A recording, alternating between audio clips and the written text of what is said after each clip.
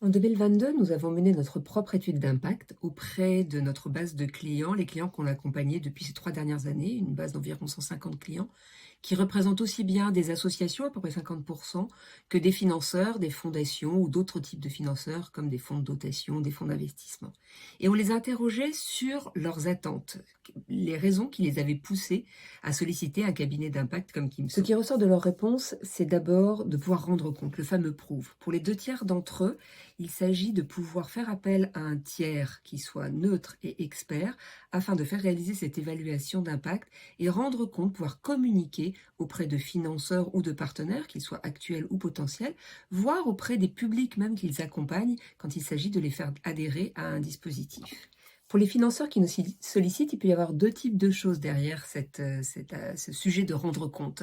Ça peut être de rendre compte de l'impact des projets qu'ils soutiennent pour pouvoir expliciter et valoriser cet impact auprès de leur conseil d'administration, par exemple. Mais ça peut être aussi d'apprécier, de rendre compte de l'impact qu'ils ont eux-mêmes auprès des projets qu'ils soutiennent quand ils sont dans une logique un peu plus de philanthropie stratégique, par exemple. L'autre besoin exprimé par les clients qui nous ont sollicités et qu'on a interrogés donc, dans le cadre de cette étude d'impact, c'est celui de pouvoir améliorer et renforcer l'impact des projets qu'ils financent ou qu'ils portent directement. Vraiment être au plus près de la mission sociale.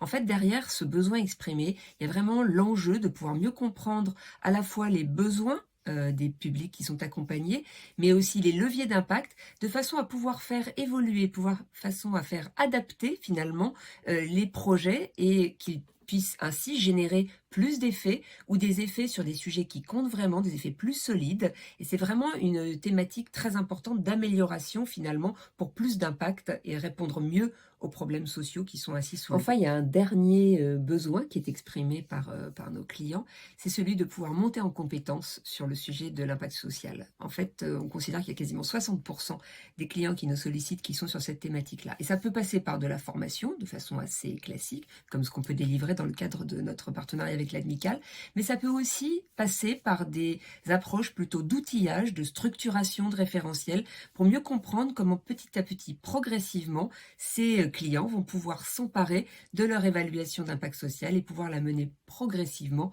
en autonomie. C'est un vrai sujet important qu'on ne voit, qui ne cesse de croître finalement dans les dernières années.